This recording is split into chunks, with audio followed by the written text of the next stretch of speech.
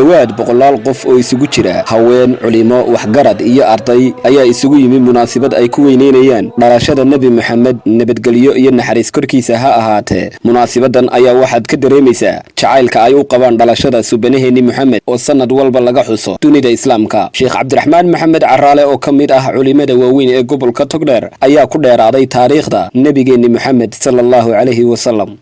walaalayaal maanta waxa weeyaan waa maalin weyn waa munaasabadii dhalashadii rasuulkeena Muhammad sallallahu alayhi wasallam rasuulka oo ah nicmo ilaahay nasiyo nicmadii ugu qaalisanayd loona baahan yahay nicmada iyada ah inaynu ku shukrino oo ilaahay uga shukri celino diintii xaniifada ahayd ee ilaahay inooga keenayna inaynu ku dhaqanno oo aynu isku boorino isla markaana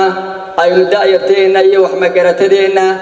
iyo dareenleenaba ku beero maxabada rasuulka sallallahu alayhi wasallam inagoo waliba ka falcelinayna sida doqoniimada leh ee ay gaalada iyo wixii la maanta u dhaqmayaan oo ay isleeyihiin rasuulka ihaanaysta ma yahaanaysan karaan dhanka kale mas'uuliyiin haween iyo culimo awdiin ka hadlay madashaasi ayaa iyagana waxa kamid ahaa hadaladoodii maadaama maanta ay tahay munaasabadii dhalashada rasuulka in la soo camiro ama la soo camuumo waxay tahay wax dawga qof kastoo islaamina rasuulka inuu rasuulka ku saliyo soo ka soo qayb gala xafladda way ku fiican tahay aad iyo aad baan runtii cidii soo agaasintay cidii ka soo hawlgashay cidii soo qaban qaabisay baan ugu hambalyeeynaa qofkii rasuulka adeecayna waa nin ilaahay adeecay ilaahayna subxaanahu wa ta'aala in badan buu quraankiisa inagu booriyay warafacnaa laka dhikraka ba ilaahay yiri kor baanu ka dhignay xuskaaga nabi maxamedow marka rasuulkeena nabi maxamed sallallahu alayhi wasallam inaan u hiilino oo waliba uga hiilino yaani ninka cunsuriga ee faransiiska haysta Macron la yiraahdo oo rasuulkeena sallallahu alayhi wasallam ku tilmaamay film kartoon uu nisawiray in ay sii wadi doonaan inaguna meel kasto aynu joogno waynaynu dareenkeena muujinaa nabigu wuxuu alayhi salaatu wasalaam bogcad isugu timaado ummadaydu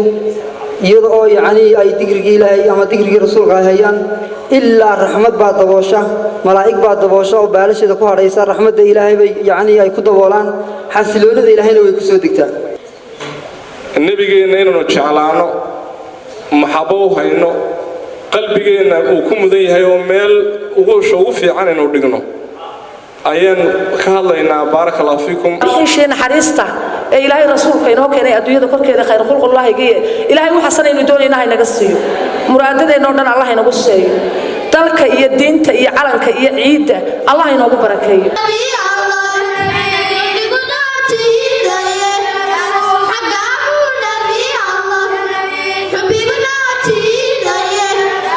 شيبة عمر اسمان ورباهنتا RTN مقالة برعو